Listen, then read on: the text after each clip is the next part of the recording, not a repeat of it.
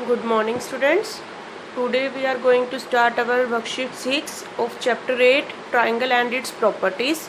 ना बच्चे वर्कशीट 6 में क्या है आपके पास एल्टीट्यूड। तो सबसे पहले बच्चे आप लोगों के लिए ये क्लियर होना ज़रूरी है कि एल्टीट्यूड क्या होता है। तो बच्चे मैं यहाँ पे एक ट्राइंगल ड्रॉ कर रही हूँ, मैं उससे आपको बताऊँगी कि एल्टीट्यूड क्या होता है। Now firstly we will draw a triangle.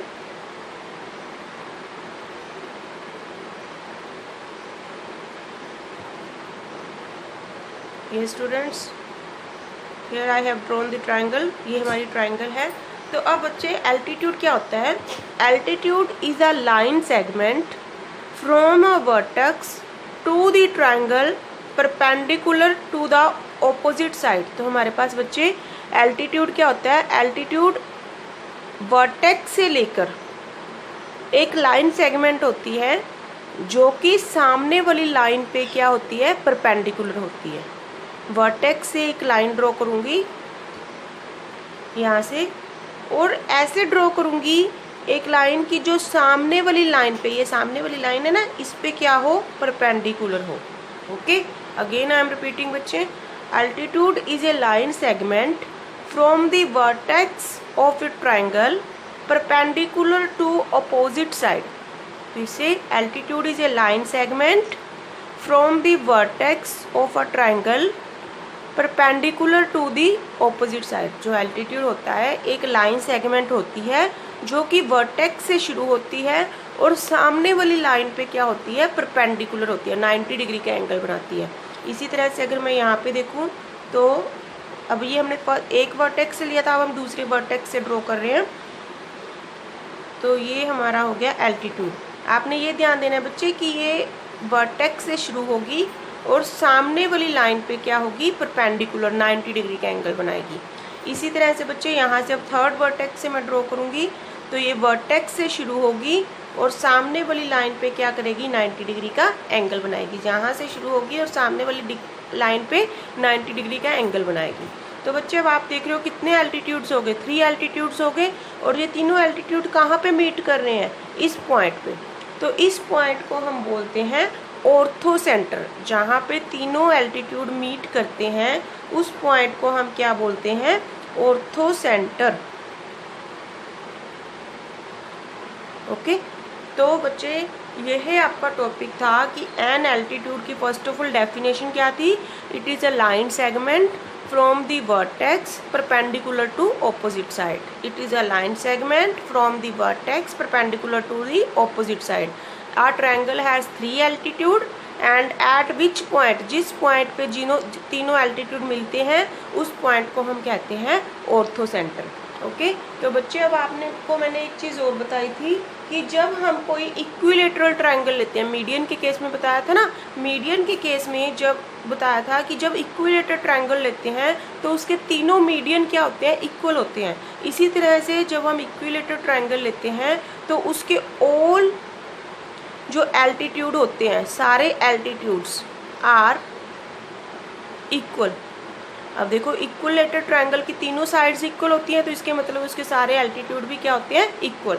अब अगर हम आइसोस्केलस ट्रायंगल की बात करें तो आइसोस्केलस ट्रायंगल में 2 साइड्स इक्वल होती हैं तो इसका मतलब उसके 2 एल्टीट्यूड इक्वल होंगे। अब हमें ये कैसा पता चले कौन से 2 एल्टीट्यूड, तो जो 2 साइड्स इक्वल होंगी उन्हीं 2 साइड्स के एल्टीट्यूड इक्वल होंगे। Okay, 2 altitudes are equal. तो जो 2 साइड्स इक्वल होंगी उन्हीं साइड्स पे जो हम एल्टीट्यूड ड्रॉ करेंगे वो इक्वल होंगे। क्लियर बच्चे। Altitude first of all altitude क्या था, altitude is a line segment from the vertex perpendicular to opposite side. और जहाँ पे तीनों एल्टीट्यूड्स मिलते हैं उस पॉइंट को क्या कहते हैं, ऑर्थो सेंटर। उसके बाद मैंने बताया इक्विलेटरल ट्रायंगल क्या होती है, जिसमें तीनों साइड्स इक्वल होती हैं। अब उसमें तीनों साइड्स इक्वल होते हैं तो इसका मतलब तीनों एल्टीट्यूड भी क्या होंगे, इक्वल। इसी तरह से आइसोस्केलस ट्रायंगल मैंने आपको बताया, आइसोस्केलस ट्रायंगल में 2 साइड्स इक्वल होती हैं तो इसका मतलब उसके 2 एल्टीट्यूड इक्वल होंगे। ओके, अब आपको एक बात और बतानी है बच्चे, right angle triangle. Right angle triangle देखो हम कैसे बनाते हैं, इस तरह से हमारी राइट एंगल ट्रायंगल बनती है ना। ये वाला एंगल 90 डिग्री का होता है हमारा। तो ये हमारी हो गई राइट एंगल ट्रायंगल। तो बच्चे अब हम इसके अगर एल्टीट्यूड ड्रॉ करेंगे तो कैसे ड्रॉ करेंगे? देखो पहले ये वर्टेक्स से ड्रॉ करते हैं ना। वर्टेक्स से एक लाइन सेगमेंट होती है जो सामने वाली लाइन पे 90 डिग्री का एंगल बनाती है। अब देखो ये वर्टेक्स हो गया, ये सामने वाली लाइन हो गई, इस पे 90 डिग्री का एंगल कौन, देखो ये वाली लाइन 90 डिग्री का एंगल ही तो बना रही है, तो इसका मतलब ये क्या हो गया, इसका एल्टीट्यूड। इसी तरह से ये वाला वर्टेक्स ले लो। अब वर्टेक्स से हमें क्या ड्रॉ करनी है, एक लाइन ड्रॉ करनी है जो सामने वाली लाइन पे क्या बनाए, 90 डिग्री का एंगल। तो अब आप देख रहे हो बच्चे, यहाँ से मैं अगर लाइन ड्रॉ करूँगी तो ये वाली लाइन है वो सामने इस लाइन पे 90 डिग्री का एंगल ही तो ड्रॉ कर रही है। तो इसका मतलब इसके दो एल्टीट्यूड कौन कौन से हो गए, one is this and second is this. तो ये दोनों एल्टीट्यूड कहाँ पे मीट कर रहे हैं, यहाँ पे। तो इसका मतलब जो इसका थर्ड एल्टीट्यूड होगा वो भी यहीं से पास करेगा। थर्ड एल्टीट्यूड कौन सा होगा, देखो फर्स्ट वर्टेक्स से ये वाला हो गया, सेकंड वर्टेक्स से ये वाला हो गया, अब थर्ड वर्टेक्स ये वाला है। तो यहाँ से हमें एक लाइन ड्रॉ करनी है जो कि सामने वाली लाइन पे क्या बनाए, 90 डिग्री का एंगल बनाए। तो यहाँ से हम ड्रॉ करेंगे लाइन, एक लाइन ड्रॉ करनी है जो कि सामने वाली लाइन पे, इस लाइन पे क्या बनाए, 90 डिग्री का एंगल। तो ये 90 डिग्री का एंगल बन गया। तो अब देखो बच्चे ये तीनों एल्टीट्यूड्स कहाँ पे मीट कर रहे हैं, इस पॉइंट पे। तो इस पॉइंट को हम क्या कहेंगे, ऑर्थो सेंटर। जिस पॉइंट पे तीनों एल्टीट्यूड मीट करते हैं उस पॉइंट को हम क्या कहते हैं, ऑर्थो सेंटर। अब बच्चे ऑर्थो सेंटर ये कहाँ पे है, ये वर्टेक्स के ऊपर है ना, ये वर्टेक्स था। तो मैं आपको ये बताना चाहती थी कि राइट एंगल ट्रायंगल के केस में जो ऑर्थो सेंटर होता है वो कहाँ पे लाई करता है, वर्टेक्स के ऊपर लाई करता है। क्लियर? यहाँ पे तो अंदर था ट्रायंगल के, यहाँ पे कहाँ लाई कर रहा है ऑर्थो सेंटर, ये है ऑर्थो सेंटर हमारा। यहाँ पे कहाँ लाई कर रहा है ऑर्थो सेंटर, वर्टेक्स के ऊपर, ऑन द वर्टेक्स।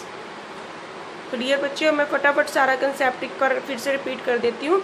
सबसे पहले हमारे पास एल्टीट्यूड क्या था, altitude is a line segment from the vertex perpendicular to opposite side, है ना। और जहाँ पे तीनों एल्टीट्यूड मीट करते हैं उस पॉइंट को हम क्या कहते हैं, ऑर्थो सेंटर। उसके बाद मैंने आपको बताया बच्चे इक्विलेटरल ट्रायंगल में तीनों साइड्स इक्वल होती हैं, तो उसके तीनों एल्टीट्यूड भी क्या होंगे, इक्वल। फिर मैंने बताया आइसोस्केलेस ट्रायंगल, आइसोस्केलेस ट्रायंगल में दो साइड्स इक्वल होती हैं, तो उन दो साइड्स पे जो एल्टीट्यूड ड्रॉन करेंगे अपन वो दोनों एल्टीट्यूड क्या होंगे, इक्वल। फिर मैंने आपको बताया right angle triangle. Right angle triangle में क्या होता है बच्चे, राइट एंगल ट्रायंगल में अब आपको पता है जब आप यहाँ से एक एल्टीट्यूड ड्रॉ करोगे तो आपको वो सामने वाली लाइन पे परपेंडिकुलर होना चाहिए। तो यहाँ से एल्टीट्यूड ड्रॉ करते हैं तो ये देखो ये वाली जो लाइन है वो इस पे परपेंडिकुलर ही तो है ना, तो दैट मीन्स ये एल्टीट्यूड हो गया। ऐसे ही अगर हम यहाँ से एल्टीट्यूड ड्रॉ करेंगे तो सामने वाली लाइन पे क्या होना चाहिए, परपेंडिकुलर होना चाहिए। तो यहाँ वाले से ये वाली लाइन जो है वो इस पे परपेंडिकुलर ही तो है। अगर हम इसको ऐसे देखें तो ये वाली लाइन क्या है, यहाँ से इस लाइन पे क्या है, परपेंडिकुलर। तो हमारे दोनों एल्टीट्यूड कहाँ पे मीट करें, वर्टेक्स के ऊपर ही मीट कर रहे हैं। तो that means right angle triangle के केस में हमारा ऑर्थो सेंटर कहाँ पे होता है, वर्टेक्स के ऊपर होता है। ऑर्थो सेंटर क्या होता है, जहाँ पे एल्टीट्यूड मीट करते हैं। तो ये दोनों एल्टीट्यूड कहाँ मीट कर रहे हैं, वर्टेक्स के ऊपर। So in this case orthocentre कहाँ पे होता है हमारा, वर्टेक्स के ऊपर, in right angle triangle. Okay बच्चे, अब हम स्टार्ट कर रहे हैं नेक्स्ट टॉपिक हमारा। अब बच्चे अगर जिसको ये कंसेप्ट क्लियर होगा तो दैट मीन्स जिसको सारे इसके फिलअप्स क्लियर हो गए, तो आप ध्यान से इसे सुनोगे और देन आप फिलअप्स ट्राई करोगे। उसके बाद है बच्चे हमारा topic perpendicular bisector. Now perpendicular bisector क्या होता है बच्चे, तो इसके लिए फिर से हम एक ट्रायंगल ड्रॉ करेंगे।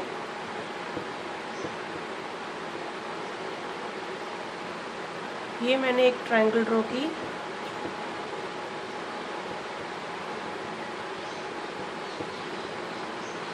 ओके, ये होगी हमारी ट्रायंगल।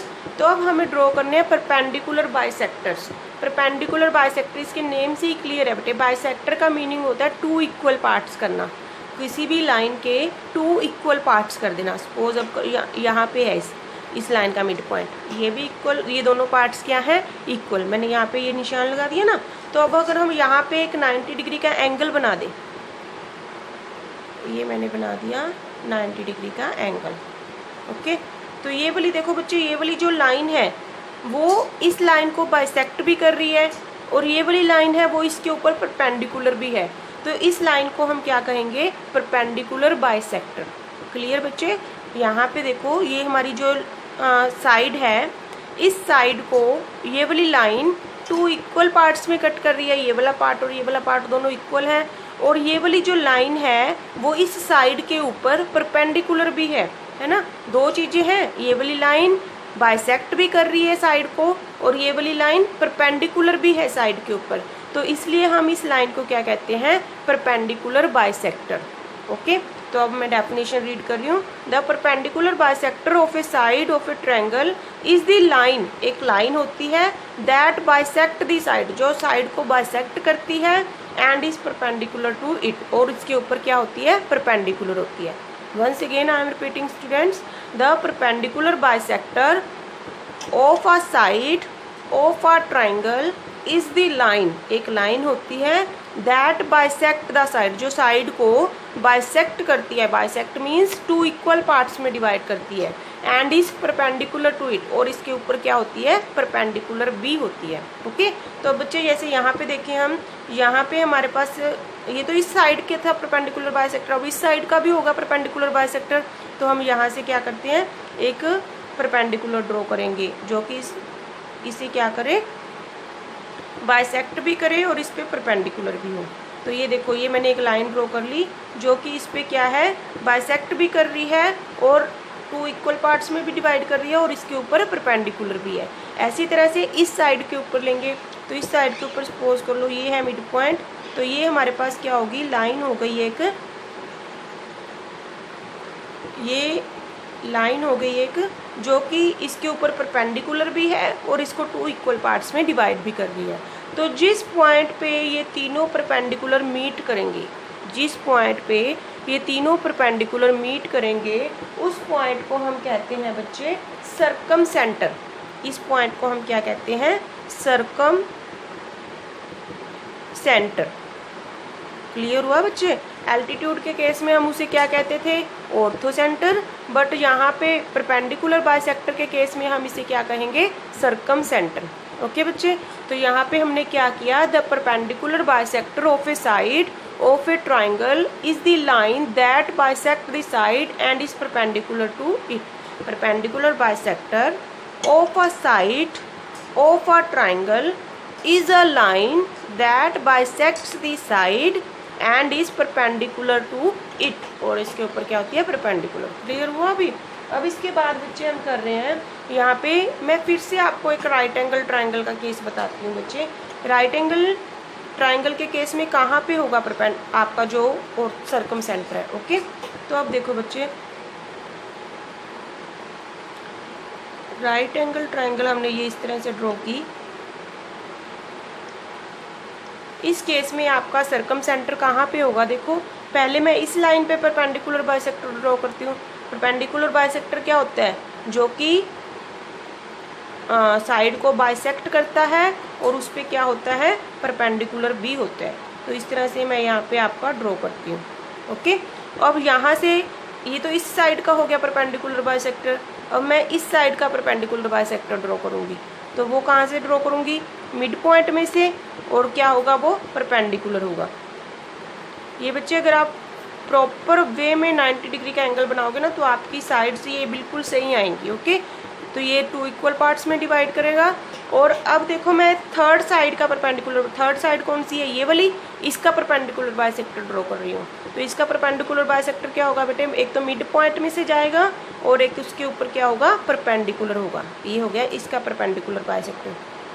ठीक है, अब ये वाला परपेंडिकुलर बाइसेक्टर, ये परपेंडिकुलर बाइसेक्टर, ये परपेंडिकुलर बाइसेक्टर, तीनों कहाँ पे मीट कर रहे हैं, हाइपोटेनियस के मिड पॉइंट पे। ये मिड पॉइंट है, क्यों है मिड पॉइंट, क्योंकि हमने कहा ना कि ये वाली लाइन है वो इसको 2 इक्वल पार्ट्स में डिवाइड कर रही है। ये भी इक्वल है, ये भी इक्वल है, ये दोनों पार्ट्स इक्वल है ना। तो इसका मतलब ये मिड पॉइंट हुआ। तो that means right angle triangle के केस में जो हमारा सर्कम सेंटर होगा वो कहाँ पे लाई करेगा, एट द मिड पॉइंट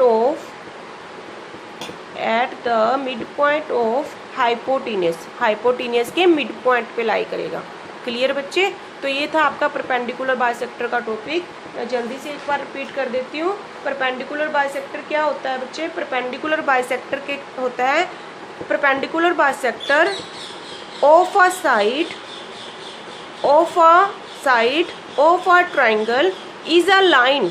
एक लाइन होती है जो कि साइड को बाइसेक्ट करती है, bisects the side and is perpendicular to the side, और जो साइड पे क्या होती है? परपेंडिकुलर होती है, ठीक है। और जो तीनों परपेंडिकुलर बाइसेक्टर जहाँ पे मीट करेंगे उसे हम क्या कहते हैं? सर्कमसेंटर।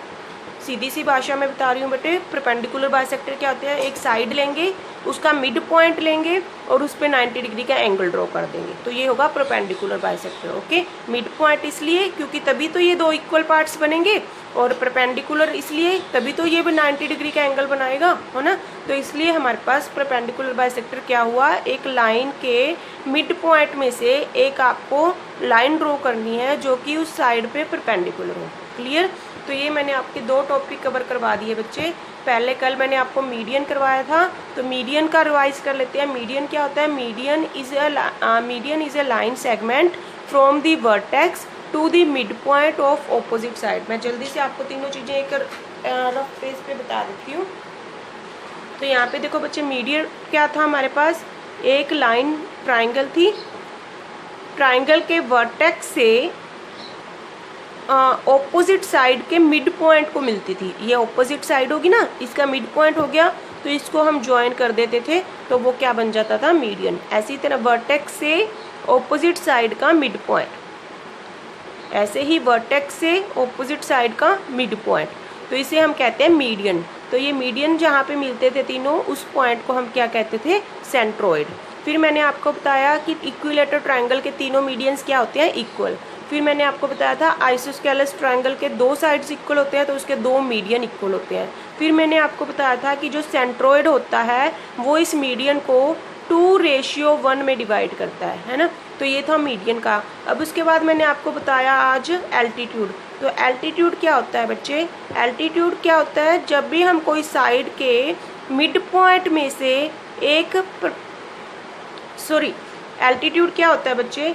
एल्टीट्यूड होता है जब भी हम वर्टेक्स से एक लाइन सेगमेंट होती है जो कि सामने वाली साइड पे परपेंडिकुलर होती है, सामने वाली साइड पे परपेंडिकुलर। ये ज़रूरी नहीं है कि मिड पॉइंट पे ही होगा, कहीं कहीं पे भी हो जाके मिल सकती है सामने वाली साइड को। ओके, तो ये हो गया हमारा एल्टीट्यूड। इसी तरह से ये हो गया हमारा एल्टीट्यूड, सामने वाली साइड पे परपेंडिकुलर होने चाहिए, बस आपको ये ध्यान रखना है। तो ये तीनों एल्टीट्यूड्स हैं। तो ये तीनों एल्टीट्यूड जहाँ पे मीट करेंगे उस पॉइंट को क्या कहते हैं? Ortho centre. ओके, फिर इसी तरह से मैंने आपको परपेंडिकुलर बाइसेक्टर करवाया बच्चे। परपेंडिकुलर बाइसेक्टर क्या होता है? जो सामने वाली साइड के मिड पॉइंट में से जाता है और साइड पे क्या होता है? परपेंडिकुलर। ये साइड के मिड पॉइंट में से पास हुआ और इस पे परपेंडिकुलर हुआ।